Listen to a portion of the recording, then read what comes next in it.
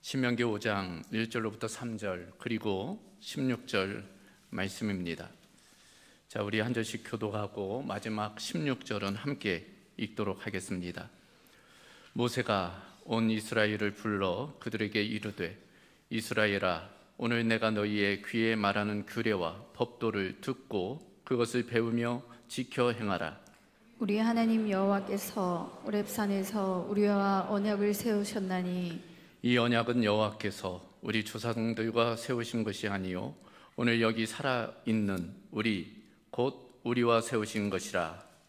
너는 내 하나님 여호와께서 명령한 대로 내 부모를 공경하라. 그리하면 내 하나님 여호와가 내게 준 땅에서 내 생명이 길고 복을 누리리라. 아멘. 자, 오늘 5월 두 번째 주일, 특별히 어버이 주일을 맞아 함께 읽은 신명기 5장 1절로부터 3절 그리고 16절 말씀 통해서 내 부모를 공경하라 라는 제목으로 하나님의 말씀 함께 나누도록 하겠습니다. 5월은 가정의 달이죠. 왜 5월을 가정의 달이라고 부를까요?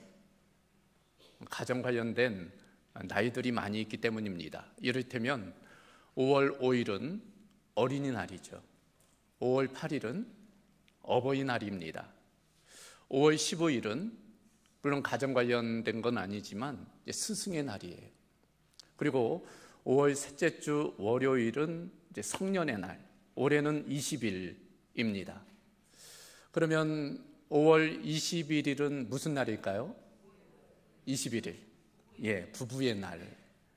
둘이 하나가 된다 해서 5월 21일은 이제 부부의 날입니다. 이처럼 5월에는 가정 관련된 날들이 많고 그러다 보니 아마도 5월을 이제 가정의 달이라고 부르게 됩니다. 이 가정 중요하죠. 창세기를 보면 이 가정을 처음 세우신 분은 하나님이세요. 하나님께서 아담과 하와를 창조하시고 이제 가정을 이루게 하십니다. 그래서 이 가정은 교회와 더불어 신적 공동체인 거죠. 가장 기초적이고 가장 중요한 공동체, 바로 가정입니다. 그래서 사회 비평가인 존 러스킨이라는 분이 이런 말을 한 바가 있어요. 인류의 역사는 세계의 역사가 아니라 가정의 역사다. 그만큼 가정이 중요하다는 것을 말하고 있는 것입니다. 자, 오늘 말씀은 10계명에 관한 내용인데 그 중에 5번째 계명을 우리가 함께 살펴보게 돼요. 이 말씀을 통해서도 이제 가정의 중요성, 특별히 이제 부모 공경의 중요성을 우리가 살펴볼 수 있습니다. 사실 이 10계명은 성경에 크게 두 부분에 기록되어져 있어요. 출애굽기와 오늘 우리가 살펴보는 신명기입니다. 아니, 출애굽기에 있는 내용이 왜 신명기에 다시 기록되어져 있는가? 이 신명기가 그런 특징을 가지고 있기 때문이에요. 이 신명기, 우리가 잘못하면 신신, 귀신 신자 쓰고 명할명 기록 기자 쓸 걸로 생각하지만 실제는 이 신자는 다시 신자, 반복할 신자를 씁니다. 그러니까 다시 반복된 하나님의 명령을 기록한 것이다 라고 보면 돼요. 그래서 이 신명기의 내용을 보면은 이제 출애굽기의 내용, 민수기의 내용과 좀 겹치는 부분을 종종 목격하게 됩니다. 그래요. 출애굽한 이스라엘 백성 광야 40년 지나고 이제 하나님께서 약속하신 그 가나안 땅을 목전에 두게 되었어요. 그래서 요단강 동편 모압 평지에 이제 진을 치게 되는 겁니다. 그때 이제 모세는 그 가나안 땅에 못 들어가잖아요. 그래서 자신은 못 들어가지만 이제 그 출애굽 2세대가 가나안 땅에 들어가면 어떻게 살아가야 될지를 설교 형태로 말씀한 내용이 이 신명기의 내용이에요. 그래서 모세의 3편의 설교가 기록되어져 있습니다. 그 내용을 보면은 하나님께서 출애굽 과정에서 어떤 일을 행하셨는지, 어떤 일이 있었는지, 광야 40년 동안 무슨 일이 벌어졌는지를 다시금 회상하면서 그 이스라엘 백성들에게 이야기하는 거예요. 그 중에 오늘 5장에 와서는 하나님께서 그 시내산 호렙산에서 베푸신 그 십계명을 다시금 언급하는 것입니다. 그래서 1절로부터 3절을 다시 보면 이렇게 되어져 있습니다. 모세가 온 이스라엘을 불러 그들에게 이르되 이스라엘아 오늘 내가 너희의 귀에 말하는 규례와 법도를 듣고 그것을 배우며 지켜 행하라. 우리 하나님 여호와께서 호렙산에서 우리와 언약을 세우셨나니 이 언약은 여호와께서 우리 조상들과 세우신 것이 아니요 오늘 여기 살아있는 우리 곧 우리와 세우신 것이라. 자, 십계명을 구체적으로 이야기하기 전에 두 가지를 지금 먼저 이야기하고 있는 거예요. 그 첫 번째는 지금 내가 너희에게 말할 이 십계명의 내용은 하나님께서 주신 거라는 거예요. 그리고 그것은 듣고 배우며 지켜 행해야 될 하나님의 명령이라는 것입니다. 그것이 지금 모세가 첫 번째 강조하고 있는 내용이에요. 두 번째는 이 언약은 바로 여기 서 있는 우리에게 주신 말씀이라는 거예요. 우리의 조상들이 아니라 바로 우리에게 주신 말씀이다. 말씀의 현재성입니다. 그리고 하나님의 말씀은 늘 현재성, 실제성을 가져요. 과거 2000여 년 전 혹은 3500여 년 전에 주신 말씀만 아니라 지금 우리에게 주시는 하나님의 말씀인 거예요. 그래서 우리가 지켜 따르고 행해야 할 하나님의 말씀인 것입니다. 자, 이와 같은 십계명은 크게 두 부분으로 나누어지잖아요. 먼저 1에서 4계명입니다. 1에서 4계명은 하나님과의 관계에 대한 내용이에요. 즉 신인관계, 수직적으로 하나님과 우리와의 그 관계를 1에서 4계명까지 말씀하고 있어요. 반면 5에서 10계명은 사람과의 관계, 인인관계입니다. 수평적으로 사람들과 어떻게 살아가야 될지에 대한 내용, 그것이 5에서부터 10계명의 내용이에요.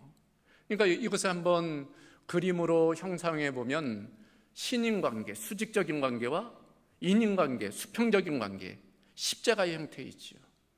그래서 이 십계명을 온전히 이루신 분은 예수님이 십자가를 통해서 하나님의 사랑, 우리를 향한 사랑을 온전히 이루어 주신 것입니다. 먼저 순서에 있어서 1에서 4계명 하나님과 관련된 내용을 다룬다는 것에 우리는 주의 깊게 살펴볼 필요가 있어요. 하나님만 섬기라는 거예요. 우상을 하나님처럼 섬겨서는 안 된다는 것입니다. 하나님의 이름을 망령되이 여겨서는 안 된다는 거예요.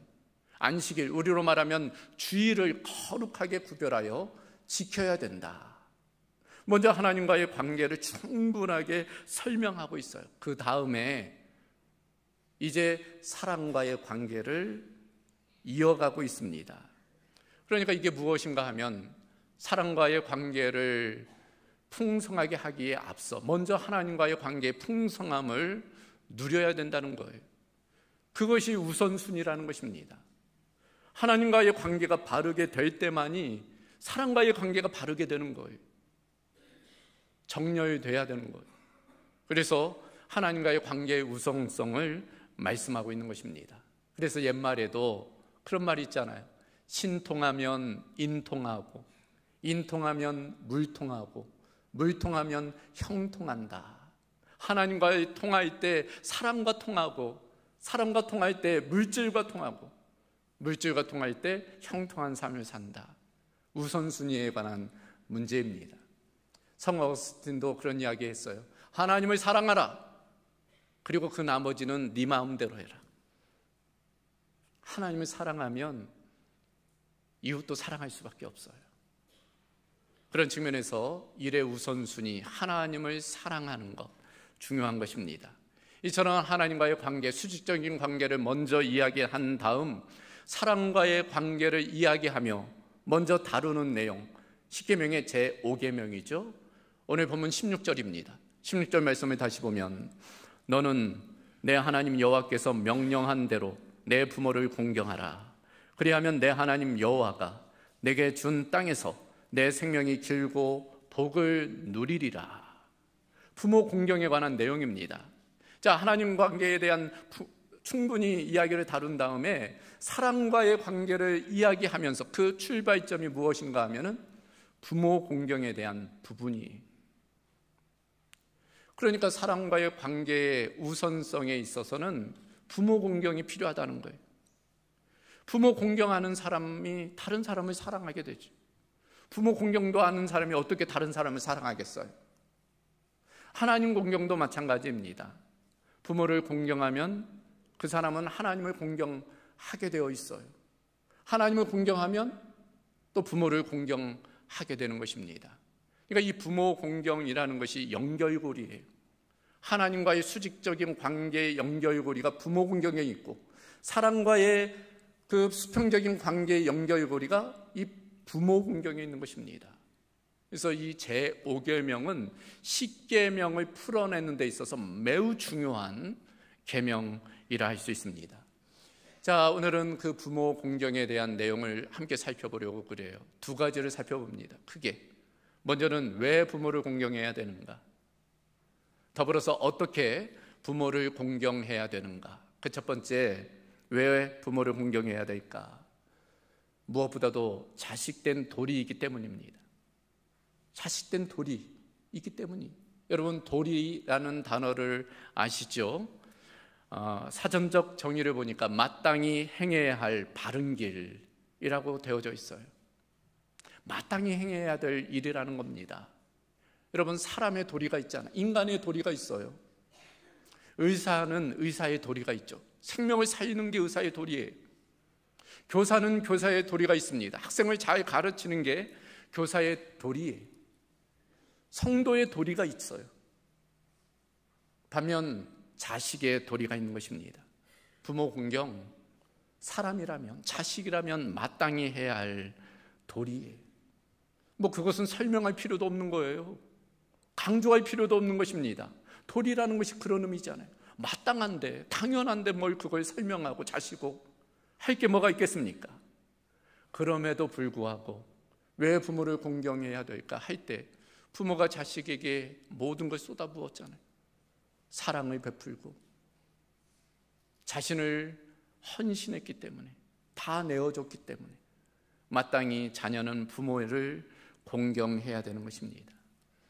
그래서 탈무드에 보면은 그런 내용이 나와요. 신은 온 세상에 있을 수 없기 때문에 어머니를 대신 보냈다. 어머니가 바로 그런 존재라는 거예요. 일본의 신학자 우찌무라 간조가 그런 얘기도 했어요. 자신이 천국에 가고 싶은 이유는 단 한 가지라는 거예요. 어머니가 거기 계시기 때문에. 어머니가 거기 계시기 때문에.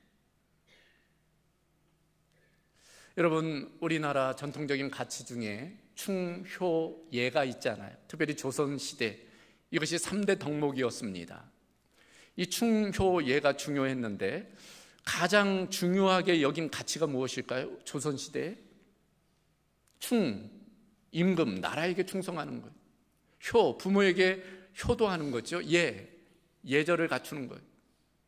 그 중에 가장 중요하게 여겼던 것, 효입니다. 효예요. 그래서 심지어 국왕이 불러도 그 3년상, 부모 3년상 중에는 그 부름에 나가지 않아도 면책이 되었어요. 효가 충보다 앞선다고 생각했기 때문입니다. 부모를 공경해야 될 이유, 자식된 도리이기 때문입니다. 또한 왜 우리가 부모를 공경해야 될까? 하나님의 명령이기 때문이죠. 하나님께서 분명히 명령하셨기 때문입니다. 오늘 16절 다시 보면 너는 내 하나님 여호와께서 명령한 대로 내 부모를 공경하라. 부모 공경은 하나님의 분명한 명령이라는 거예요. 여러분, 명령이 뭐예요? 지켜도 되고 지키지 않아도 되고 하는 선택사항입니까? 그렇지 않잖아요. 반드시 지켜야 되는 거예요. 사람 윗상사나 군대에서 윗상급자 명령도 반드시 지켜야 된다면 하물며 하나님의 명령인데 반드시 지켜야만 되는 것입니다. 본문만 아니라 성경 곳곳에는 부모 공경에 대한 내용이, 명령이 곳곳에 기록되어져 있어요. 왜 그렇게 많이 기록되어져 있을까요? 중요하기 때문이에요. 반복해서 기록하는 이유는 중요하기 때문인 것입니다. 서두에 말씀드린 것처럼 육신의 부모와 영적인 부모, 하늘 아버지와는 연결이 되어져 있어요. 솔직히 우리 얘기해 보십시다. 눈에 보이지 않는 부모도 잘 공경하지 못하면서 눈에 보이지 않는 하나님을 어떻게 공경할 수 있겠습니까? 눈에 보이는 부모도 제대로 하지 않으면서 눈에 보이지 않는 하나님을 신실하게 섬긴다? 있을 수 없는 일입니다.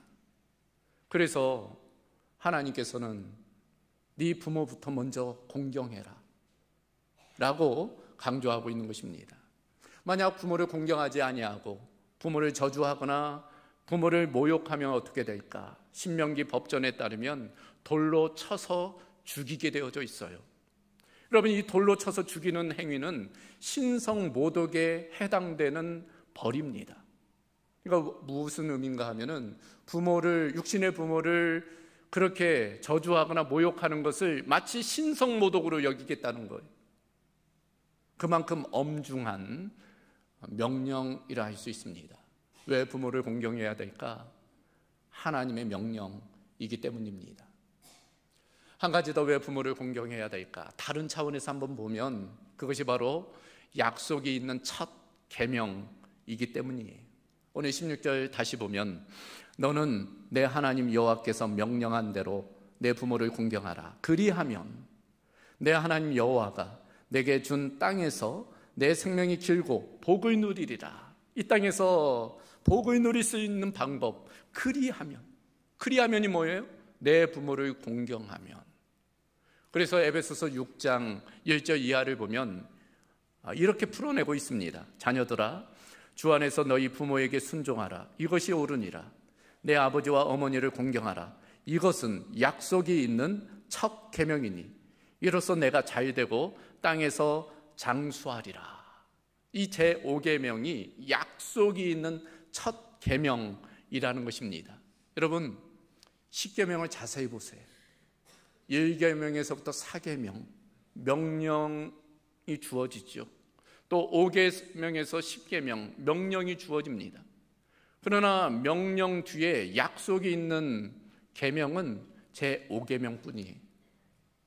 제5계명에만 이 약속, 하나님의 약속이 기록되어져 있어요. 무슨 의미일까요? 이 부모 공경이 하나님의 공경의 척도가 된다는 거예요.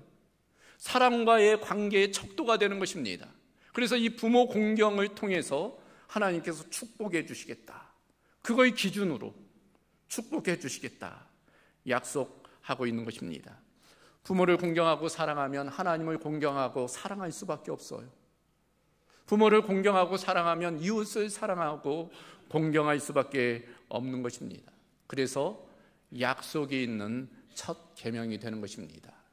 이처럼 왜 우리가 부모를 공경해야 될까?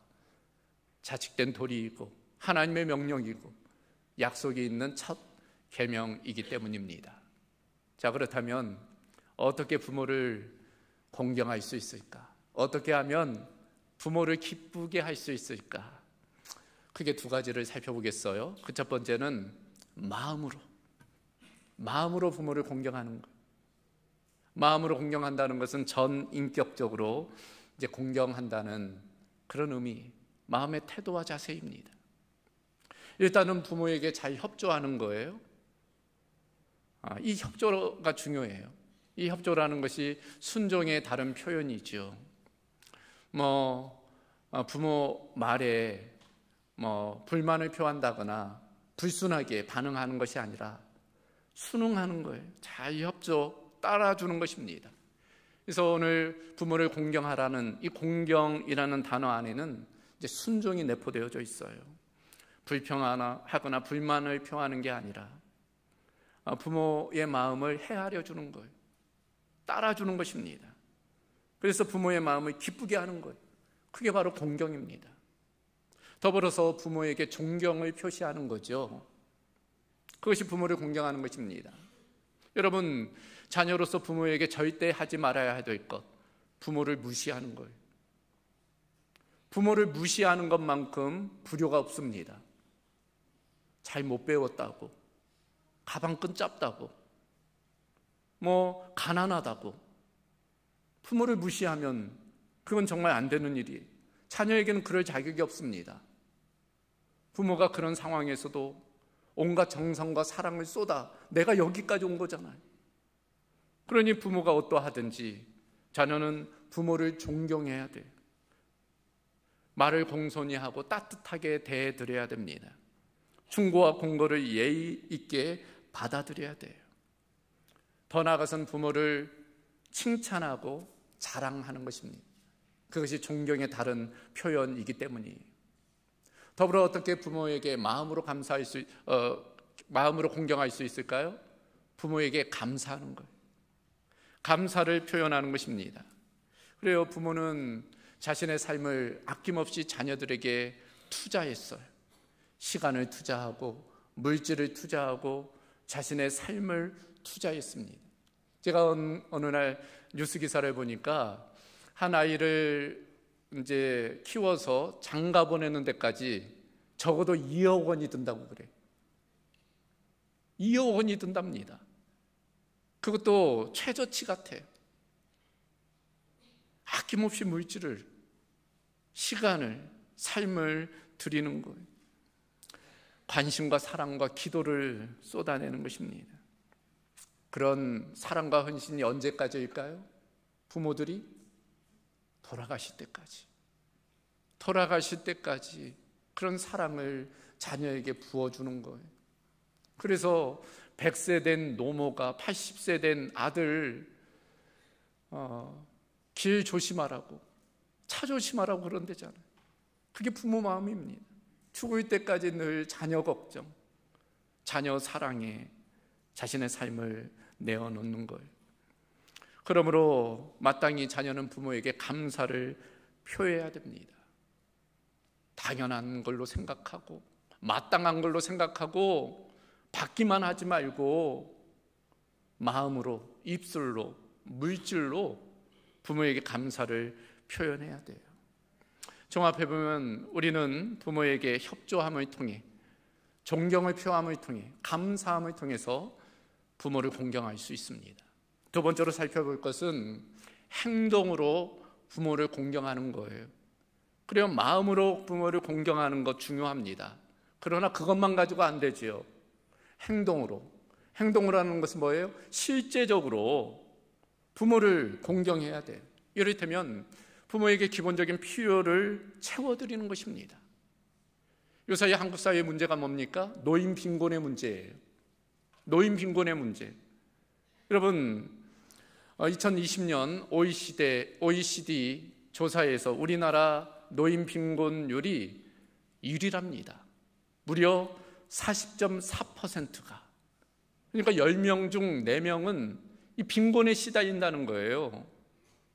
그 결과로서 여러분, 노인 자살률도 OECD 1위입니다.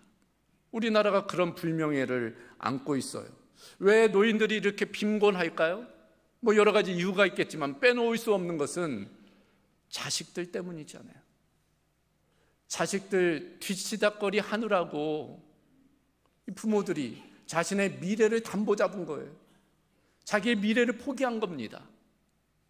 자녀들 물질로 그렇게 하느라고 다 큰 자식들까지. 그러므로 마땅히 성년이 되었다면 그 부모를 봉양해야 돼요. 기본적인 필요를 공급해야 되는 것입니다. 생활할 수 있도록, 기본적으로는 할 수 있도록 경제적으로 도울 수 있는 것들을 돕는 거예요. 여러분, 마태복음 15장에 보면 소위 고르반이라는 이야기가 나옵니다. 무슨 이야기인가 하면은 이 바리새인들, 사두개인들, 이 종교인들이 하나님께 드렸다 하면서 마땅히 부모에게 행해야 될 그런 일들을 하지 않는 것, 그게 고르반이에요. 그래서 예수님께서 그런 잘못된 행태에 대해서 엄히 꾸짖는 대목이 나옵니다. 하나님께 드렸다고 해서 부모에게 마땅히 해야 될 의무를 하지 않는 것, 그건 잘못된 거예요. 하나님께 드려야 할 것은 하나님께 드려야 되고, 부모에게 행해야 될 것은 마땅히 부모에게 행해야 되는 것입니다. 예수님도 그랬어요.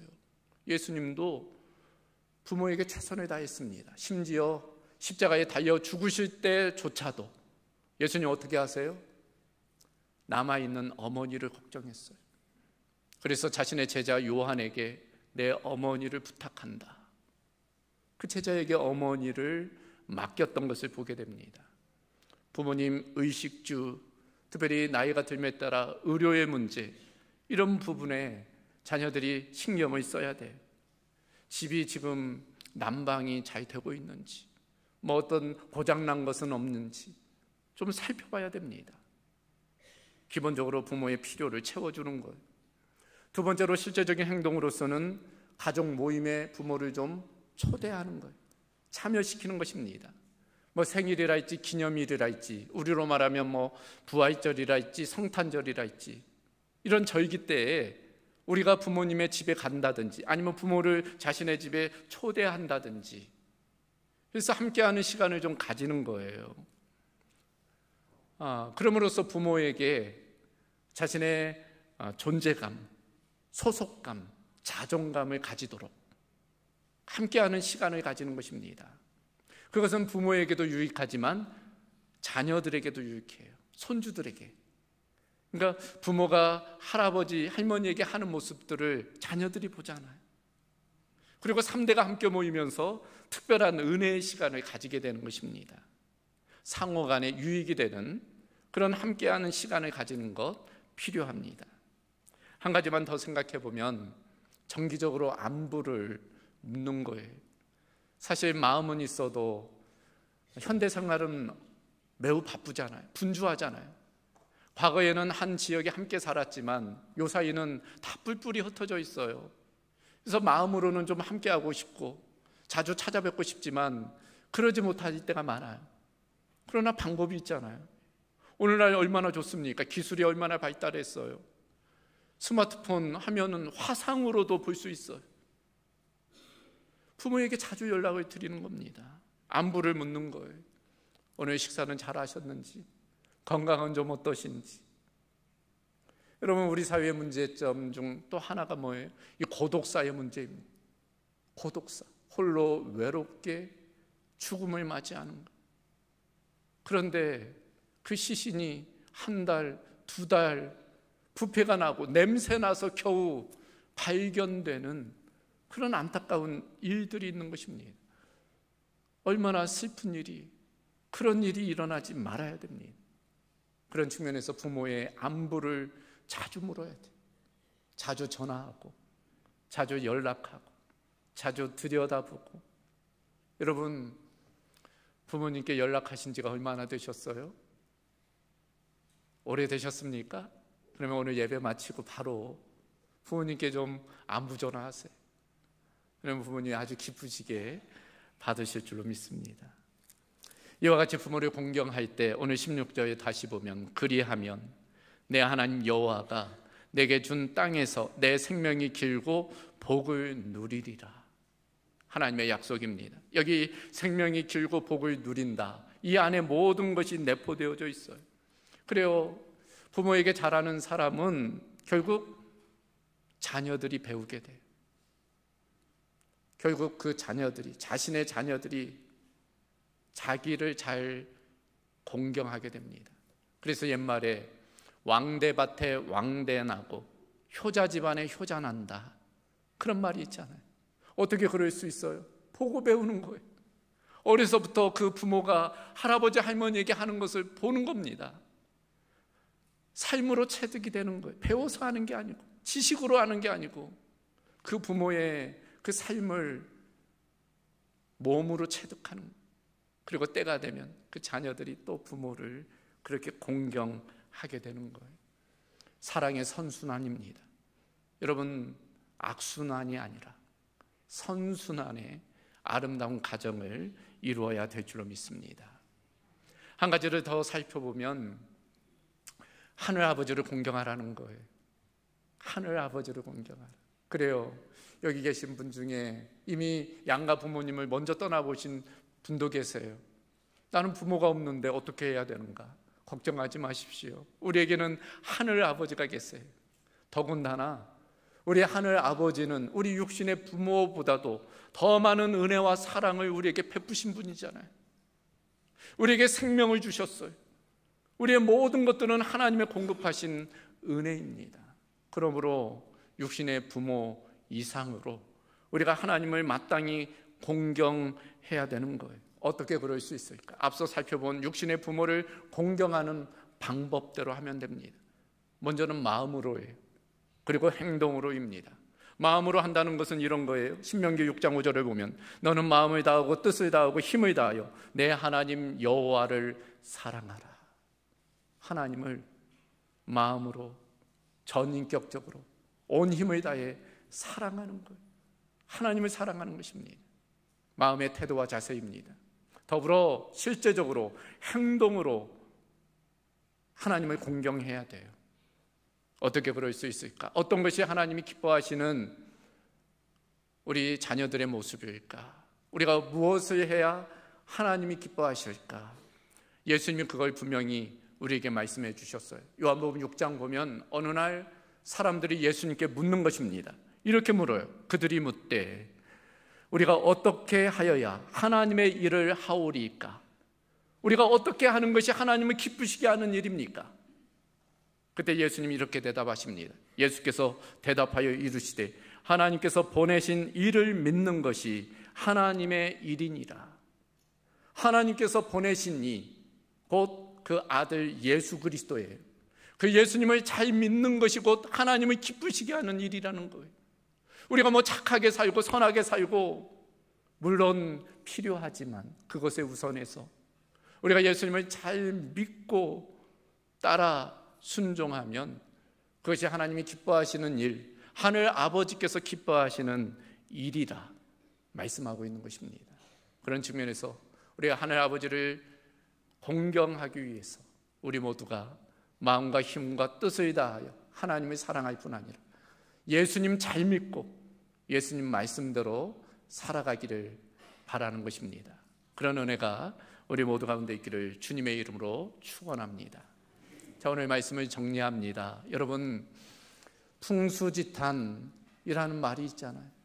사자성어, 고사성어 중에 이 풍수지탄이라는 말이 있습니다. 어떤 의미인가 하면 나무는 멈추고 싶으나 바람이 그치질 않고 자식은 부모를 공양하고 싶으나 부모는 기다려주지 않는다는 것. 여러분, 세월은 우리를 기다려주지 않아요. 부모도 우리를 기다려주지 않습니다. 부모 돌아가시면 자녀들이 그런다고 하잖아요. 껄껄거린다고. 껄껄거린다는 것이 웃는 게 아니잖아요. 부모를 잘 찾아뵐 걸, 효도할 걸, 잘할 걸, 껄껄거린다는 거예요. 그러지 말고, 후회하지 말고, 지금 알았던 것을 그때 알았다면 이라는 말도 있잖아요. 여러분, 후회하지 말고 기회가 있을 때, 만약 부모님이 아직 살아계시다면 부모님이 살아계실 때 잘해야 돼. 오늘 예배를 통해서 우리 모두가 그런 결단으로 나아갈 수 있기를 주님의 이름으로 소망합니다.